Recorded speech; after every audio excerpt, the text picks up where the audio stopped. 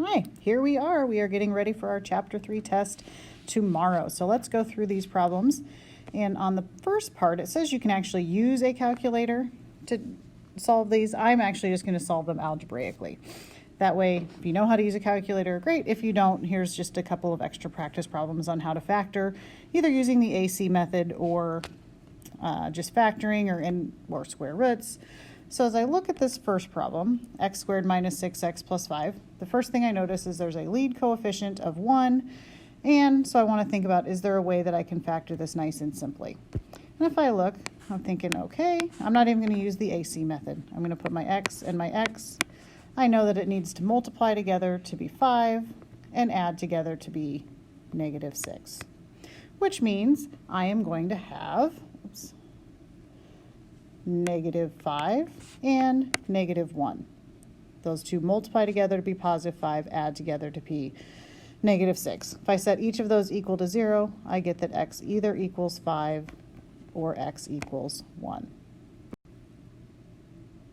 Okay, moving on to number 2.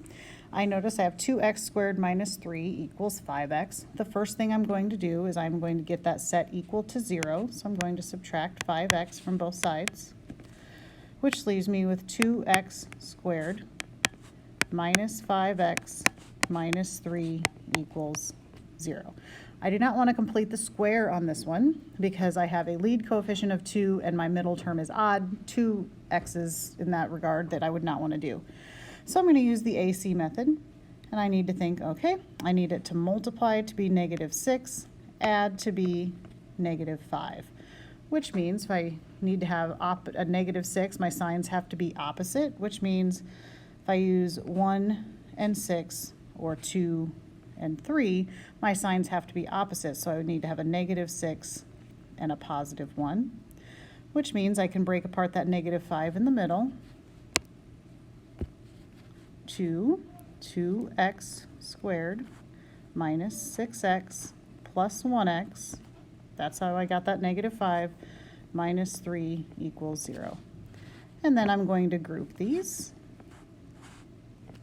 And if I take out a 2x, I'm left with x minus 3. And if I take out a 1, I'm left with x minus 3, which means my two factors are going to be 2x plus 1 and x minus 3. And if I set each of those equal to 0, I'm kind of running out of room a little bit over here. If 2x plus 1 equals 0, that means that x equals negative 1/2. And if x minus 3 equals 0, that means that x equals 3. Okay, moving on down here to number 3, I noticed that I would want to use square roots to solve this one because I notice there's no x term. There's only an x squared and a constant. So I'm going to go ahead and add 25 to both sides. And I get x squared equals 25. When I take the square root of both sides, I get that x is either 5 or negative 5, so I call that plus or minus 5. I can't forget to put that plus or minus out in front. This question right here looks just like that one that we did right above it, so I'm just going to add 144 to both sides, and I get x squared equals 144. When I take the square root of both sides, I get that x is either positive or negative 12. I'm going to remember that I don't want to forget to put that plus or minus out in front. Okay. As I'm looking at question number 2 here, the first thing I notice is my lead coefficient is not 1, it's 4. So I want to see if there's a greatest common factor that I can take out of all of them. If I notice I have 4, 2, and 12, so I'm going to take out a 2 out of all of them, and I'm left with 2x squared minus x minus 6 equals 0. Okay. I have a lead coefficient of 2, so I'm going to use my AC method, and I'm thinking, all right, I need to have multiply together to be negative 12, add together to be negative 1. So I'm thinking factor pairs. The one that comes to mind is negative 4 and positive 3. Those two multiply together to be negative 12, add together to be negative 1. So then I'm going to break that apart. I'm going to say 2x squared minus 4x plus 3x minus 6 equals 0. And again, I did that because this negative 1x right here in the middle, I just broke it apart into negative 4 plus 3. So those are the same thing. So now I can group here. I'm going to group my first two, and I'm going to group my second two. If I take out a 2x out of the first one, I'm left with x minus 2. And if I take a 3,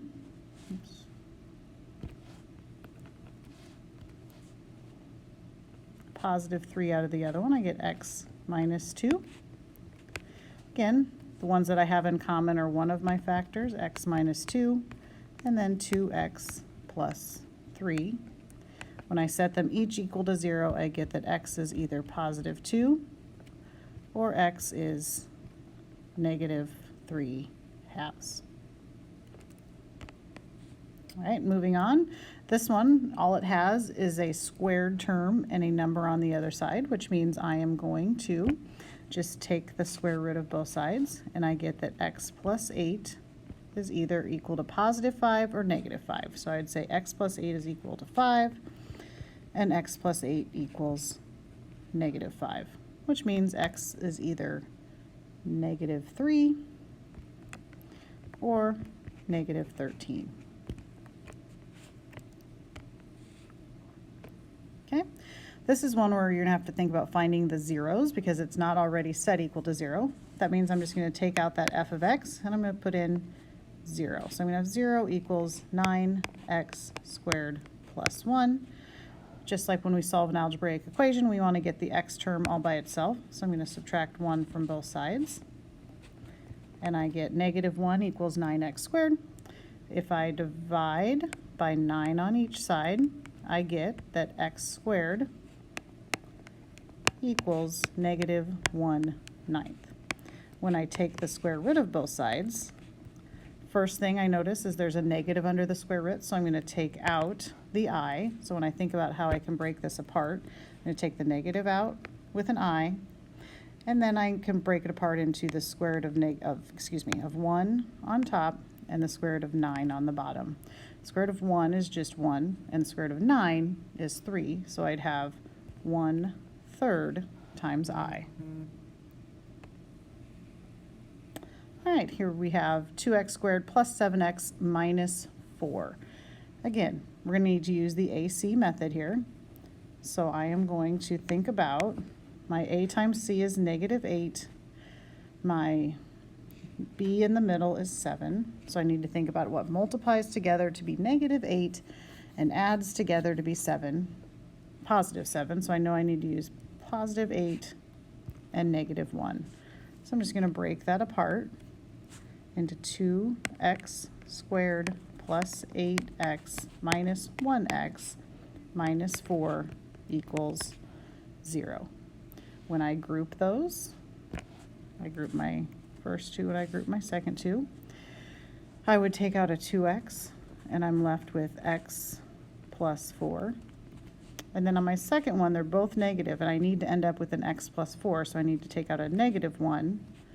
And I have x plus 4 equals 0. My first factor is going to be 2x minus 1, and my other one is x plus 4. So x is either equal to 1/2 or x is equal to negative 4.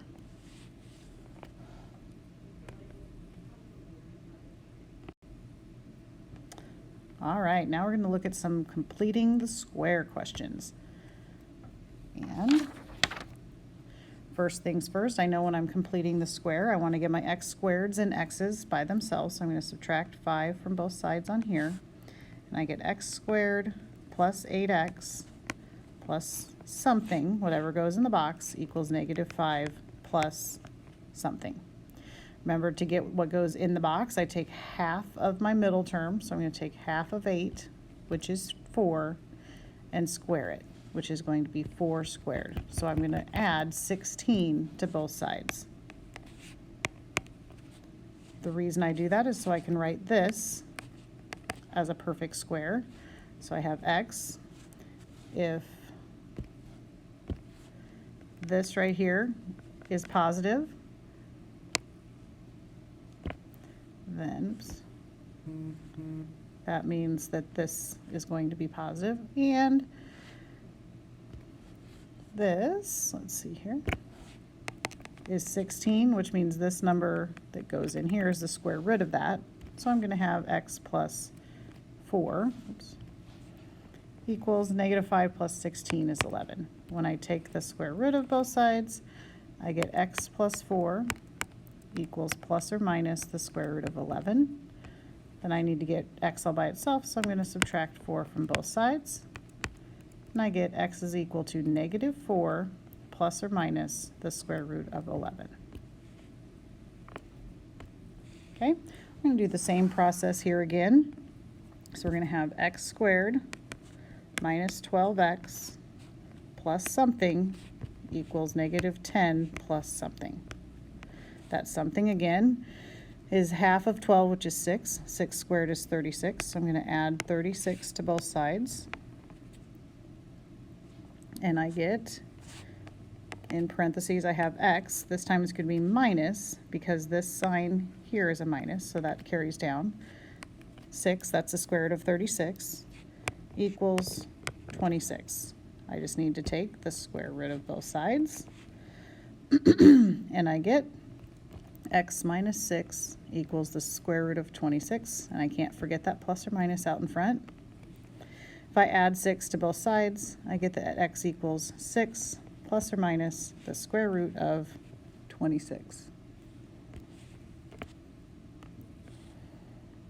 All right, my last one here, first thing I notice is that my lead coefficient is not a perfect square and it is not 1. So I want to check and see if there's any way I can take a least common, or excuse me, the greatest common factor out, which I can. I can take a 3 out of all of those, which leaves me with x squared plus 8x plus 5 equals 0. Now we're going to complete the square like we did before. So I'm going to get those x squared and x all by itself by subtracting 5 from both sides. Oops. What goes in the box? Half of 8 is 4. 4 squared is 16. And then I can write this on this side as x plus 4 squared equals 11. Take the square root of both sides. I get that x plus 4 equals plus or minus the square root of 11. When I subtract 4 from both sides, I get negative 4 plus or minus the square root of 11. Okay, down here on the bottom, these are just combining like terms when we're adding and subtracting, and then the multiplying, we just have to remember how to FOIL. So as I look, I'm looking at my like terms. First thing I notice is there's a plus sign in between, so I can just drop my parentheses and add. And I have 8, positive 8 and positive 5 is 13, plus I have negative 1i and positive 4i. Yeah, put those together and you get plus 3i. And those i's and the constants do not like each other, so they can't be combined. Now the next thing I notice is that there is a subtraction sign in between here, which means I'm going to take this subtraction sign and I'm going to distribute. I'm going to add the opposite to everything that is after it. So I am going to change this subtraction sign to an addition sign and change the sign of everything after it. So now I have 7 minus 6i plus negative 3 plus 6i, which would give me 7 minus 3 is 4, and then negative 6i and positive 6i is 0, so we can just leave it at 4. On this next one, we just have to FOIL. If you notice, there is no plus or minus or anything like that in between the two sets of parentheses, so we are going to FOIL it out. So I'm going to say 3 times 5 is 15. 3 times negative I is negative 3i. 5 times I is positive 5i minus I squared. We can put these two terms in the middle together and we get 15 plus 2i minus I squared. And we need to remember that I squared is equal to negative 1. So how that looks is 15 plus 2i minus negative 1. And minus a negative is the same thing as addition, which would give us 16 plus 2i. Thing to remember there is that I squared equals negative 1. And then on the last one, we just have to make sure 3 minus 4i. We have 3 minus 4i times 3 minus 4i, and we need to FOIL that. So 3 times 3 is 9, minus 12i, minus 12i, plus 16i squared. Again, I can put those i's together in the middle. 9 minus 24i plus 16, and we know that I squared is negative 1. So we would have 9 minus 24i minus 16. And we can put that negative 16 and positive 9 together to get negative 7. Oops, not plus, sorry. Minus 24i. All right, hope this video helped. Good luck, and I will see you all tomorrow.